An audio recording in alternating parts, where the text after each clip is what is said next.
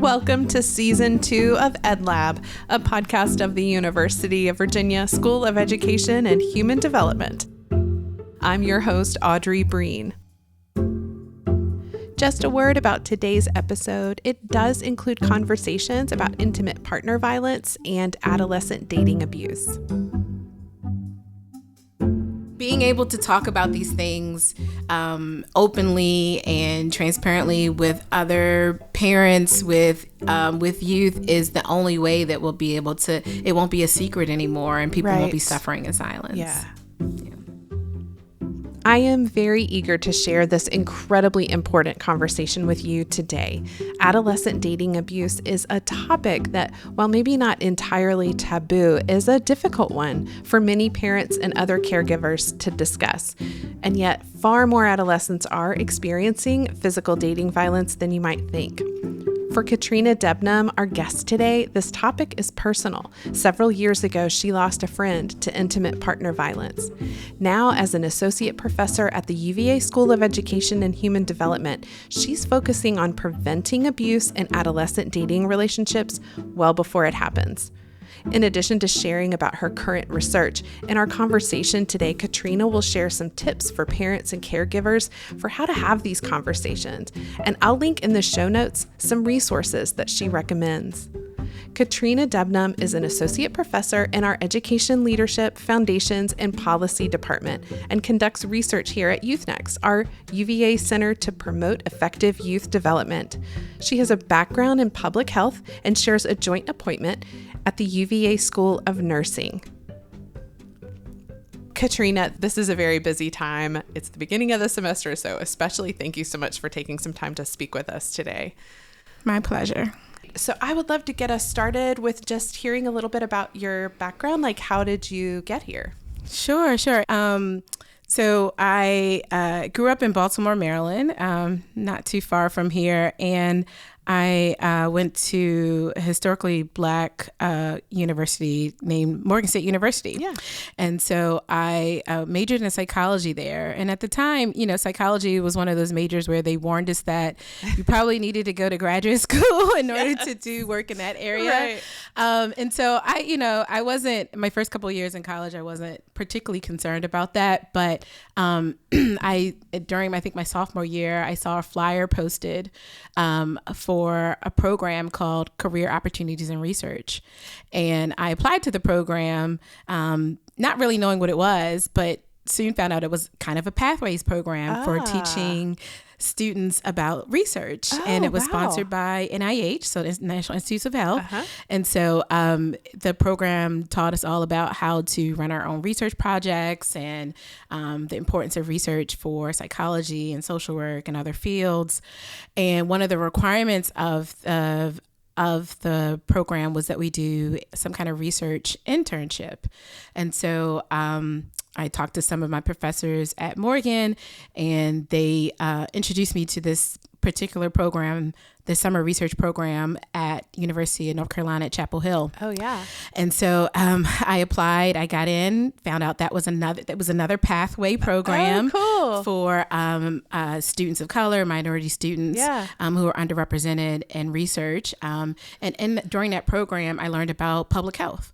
There were students there, graduate students there, who were helped sponsoring and hosting the program, who were in the public health programs and told us a little bit about their work. And that was how I got introduced to public health. Oh, wow. And I decided that I would apply to the public health program at UNC. And that's where I did my master's. I did my master's at UNC in public health and in health behavior and health education. It was a wonderful experience.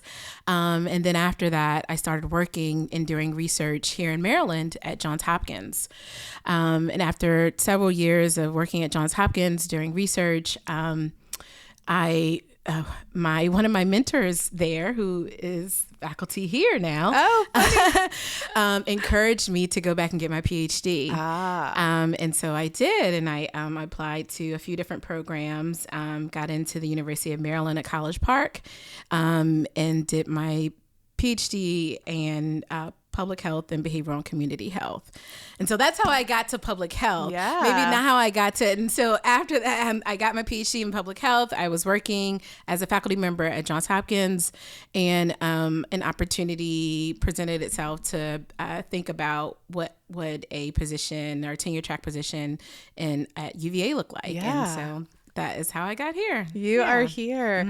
So you do have a number of areas of scholarship and research, and some of that work focuses on adolescent development, specifically with a focus on prevention and prevention around dating abuse, intimate partner violence. How did you become interested in that body of work?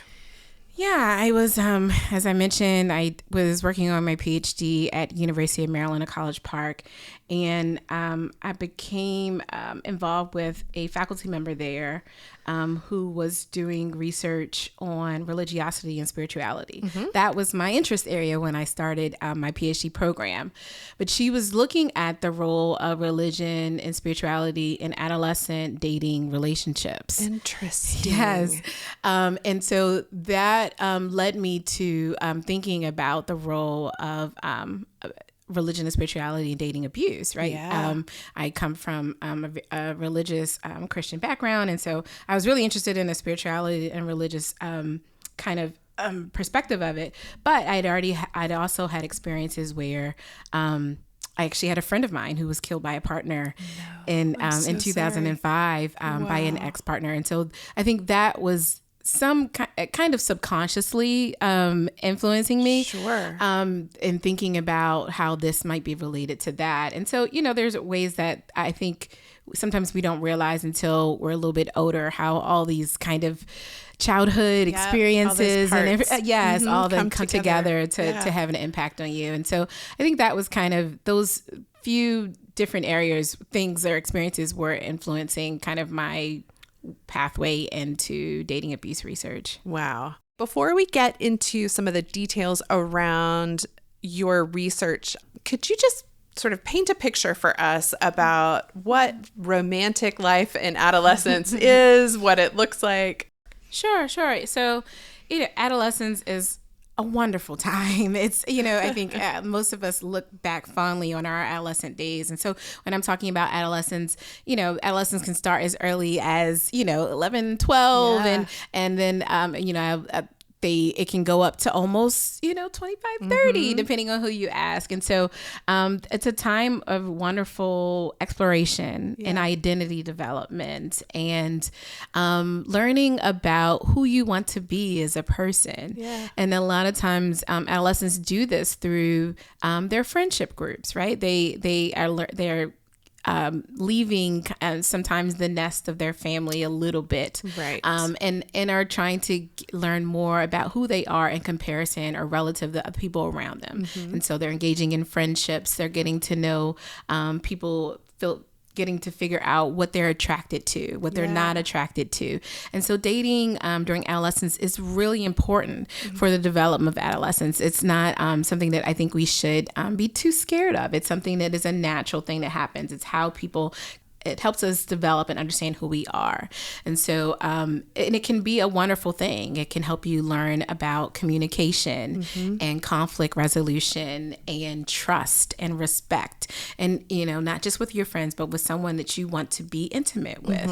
And so that's, it can be a wonderful time, but it can also be a confusing time when you don't know whether some of the things that are happening in a relationship are normal or healthy or positive. And so by educating adolescents early, we can kind of help them see through does this feel right? Does this feel like something that I want in my relationship and is a good thing for me in the relationship? Yeah, I would imagine, especially the newness of this experience, you don't, because it's new, you don't have a ton of experience and you're trying to gauge what your situation is or this relationship compared to others. Exactly. I mean, and a lot of times, adolescents use their parents are usually the model, right? Yes. And so there's a way that most not everyone has had really wonderful examples about what healthy relationships look like, right? And so you carry that into your relationship with your friends and with an intimate partner. Because if this is the way that I've seen relationships always work, why would it work differently for me? Right. And so creating some perspective on that by doing programs in schools and educating is a wonderful way to kind of provide a different perspective as adolescents are starting to engage in these types of relationships with others. Yeah. That's great. And tell me what is the prevalence of dating abuse that's happening in adolescence? Sure. Dating abuse is very common. Unfortunately, data from the CDC's Youth Risk Behavior Survey that they do every other year, the estimates are somewhere around 1 in 12 experience physical dating abuse each year, and 1 in 10 experience sexual dating abuse. Wow. So it's pretty common. Wow. Unfortunately. And I think, as I was saying, some teens are at greater risk than others. And so Native American teens, Black teens have higher rates. Also, sexual minority teens have higher rates than that average rate across the country. Wow. Okay. So prevention covers a huge span of work. Can you walk us through how you tackle such an important topic in sort of this broad spectrum of prevention? Sure. Yeah. So first I'll say I don't know. I think I've said adolescent dating abuse is usually the term that I use. Okay. Some people also say intimate partner violence. Usually on the adult side. And so I just want to make sure that, if you're hearing all those terms, they mean similar sorts of behaviors and things. Helpful. So I come from a public health background, right? And so in public health, we think about prevention. Yeah. And when we talk about prevention, using kind of a three-tiered framework. And so we talk about primary prevention, which is efforts to prevent something from happening before it starts. So prevent the onset. And so in dating abuse, we're talking about preventing dating abuse from even happening or starting to happen in someone's relationship. Got it. Then we talk about secondary prevention. And secondary prevention really focuses on working with communities or identity groups that may have a higher prevalence or higher risk of engaging in the behavior. So this could be this could be kids and related to dating abuse. It could be kids who may come, whose parents may have been violent towards each other, or kids who have experienced child abuse, or any number of different risky risks for dating abuse. And so focusing your efforts on preventing these more vulnerable groups is secondary prevention. And then tertiary prevention is thinking about ways for helping people who have already experienced abuse. And so what is the treatment? What is the programs? What are ways that we can sometimes get them out of the relationship, how to recover from having experienced abuse in their relationship. And so I think about dating abuse from that kind of public health lens and thinking about ways, both primary, secondary, and tertiary, that I can help. Can you give us an example of what the primary prevention looks like? Like what you're thinking about when you start there? So primary prevention is often happening already. It's those programs in schools that you may see around what are healthy relationships and conflict resolution and kind of educating and changing the attitudes and norms around what is a healthy relationship. And so a lot of times you'll see lessons about this in health class and sometimes for counselors in schools. So that's kind of the primary prevention. It's getting to everyone, all the adolescents in a school, and hopefully being able to kind of curtail anything from happening from the beginning. Yeah. Okay.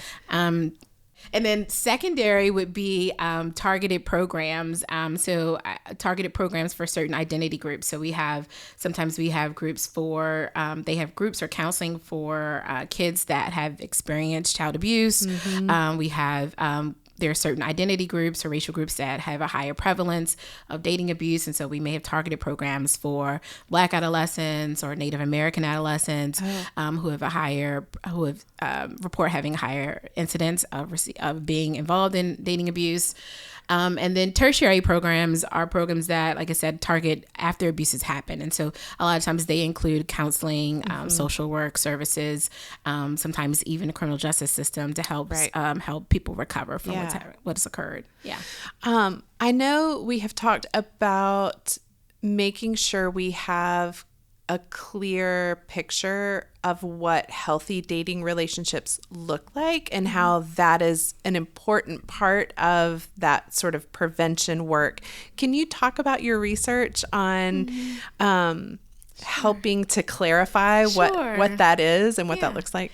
Sure. Yeah. So a lot of my research has focused mostly on primary and secondary prevention. And so primarily I've done some research to look at or understand from the adolescent's perspective, what does a healthy relationship look like to them? Yeah. Are they able to identify one? How would they characterize it? What are some of the qualities and characteristics they're looking for in a partner that would help enable them to be in a healthy relationship? And so done some work and thinking about that. And I've also done some work at the secondary level. My most recent work has been with young Black women and helping to understand what are the ways that, why do they think that violence is occurring in their relationships? Why do they think that the prevalence of dating abuse is higher in their community, and what are the ways that we can help prevent that? And so talking to them about that, that's some of my most recent work. But I've also thought about it from a kind of a tertiary perspective, and I'm not actively working on a project like that right now, but I'm working with health professionals. Oh, yeah. And helping them think about ways that they can better screen and interrupt when they see a patient or suspect a patient is receiving in the middle of a violent relationship or experiencing abuse from their partner. That is, well, I would love, just because you brought that up, to bring this topic that we often touch on in basically every episode, is partnerships. And you've already talked about your own background in public health. I know you have a joint appointment with the School of Nursing here at UVA. You're obviously in a school of education. Can you talk about who your partners are and what having this kind of interdisciplinary approach to your work benefits the research and the questions you're asking? Absolutely. It tremendously impacts my research and ability to ask good questions. I can also talk about this from the primary, secondary, tertiary. Oh, yeah, that's great. So, as I was saying, primary prevention often starts in the schools. Yes. And so I am in a school of education and human development, working with teachers who are talking to students every day, where there are counselors who are interacting with students' needs. And so that kind of having that lens, having that perspective is really important to understanding what's going on in schools. I will also say that, I work a lot with colleagues in psychology, social psychology, community psychology, developmental psychology, can tell me a lot about that period of development for adolescents and what is important to them in their relationships. Social psychology can tell me a lot about how people interact and and communicate in relationships. And so that helps in the secondary, in the primary and secondary. I also do some work with, and thinking my recent work with young Black women has put me in contact with lots of colleagues in women, gender, and sexuality studies. Oh, yeah. And so thinking about the ways that, women, specifically certain gender groups and sexual orientation, there's a higher risk for dating abuse. And so working with colleagues who focus specifically on those groups is helpful to understand their perspective and how this is operating.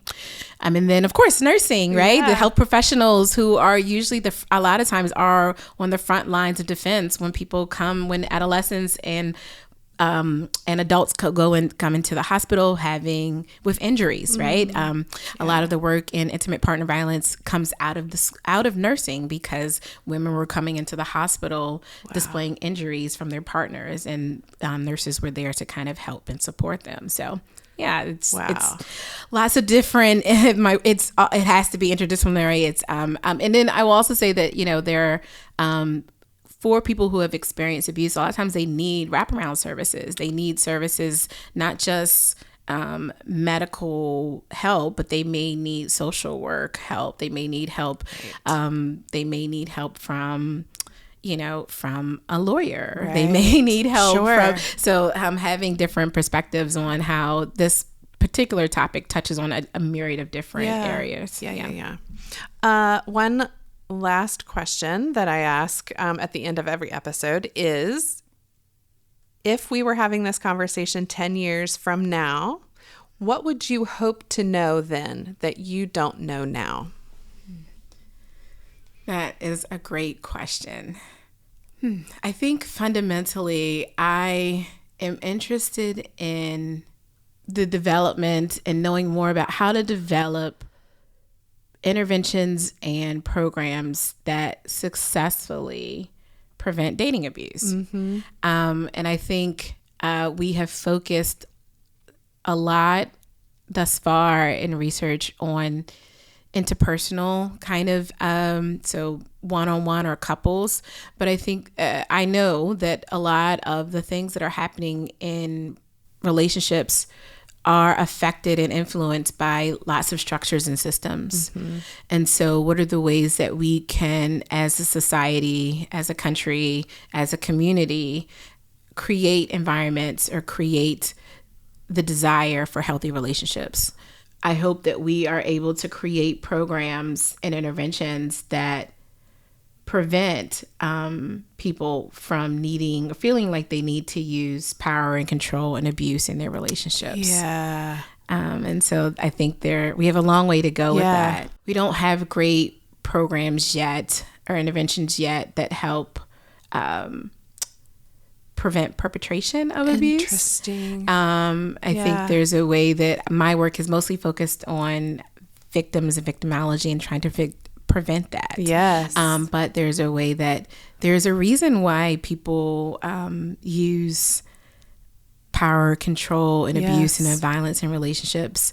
And though we need a better way of preventing that. That is so interesting. Adolescent dating is one of those,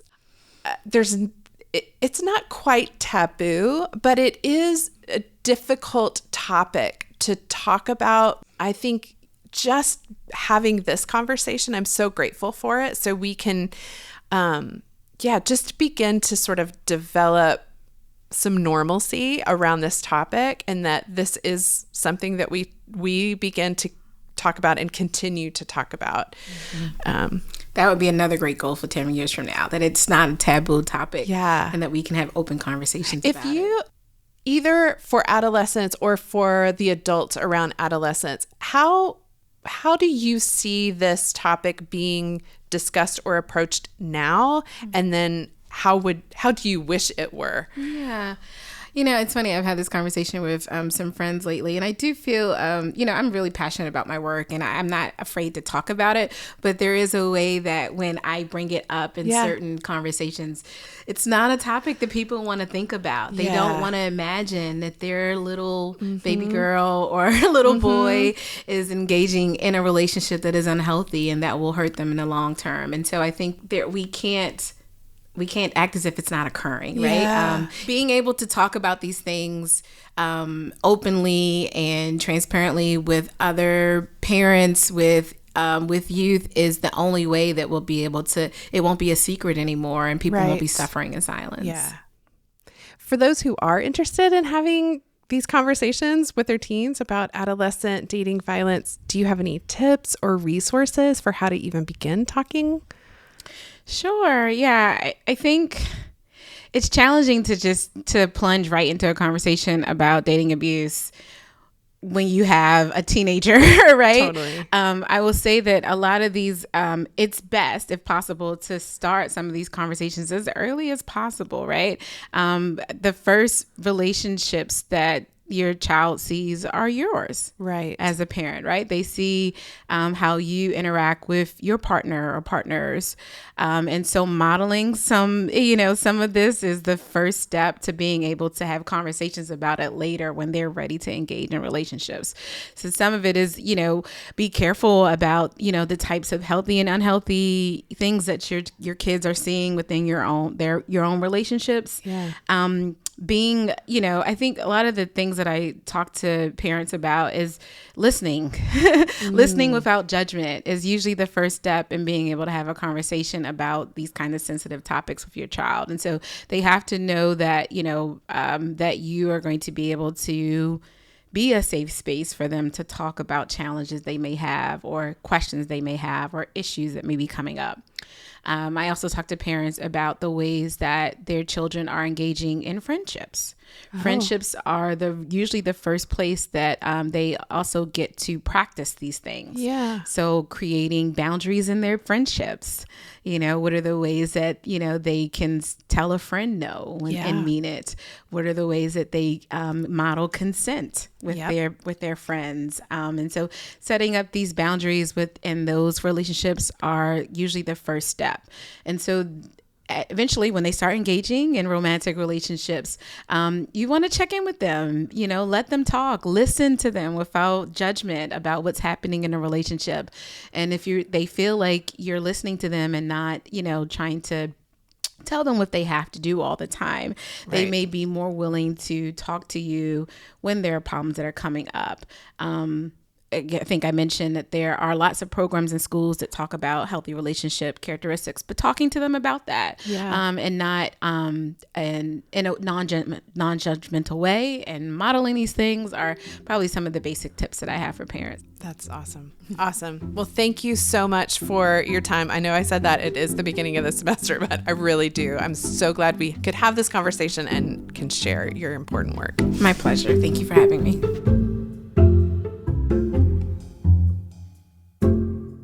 EdLab is a production of the University of Virginia School of Education and Human Development and WTJU 91.1 FM. EdLab is produced and hosted by Audrey Breen. Our music is Palms Down by Blue Dot Sessions. You can subscribe to EdLab wherever you get your favorite podcasts.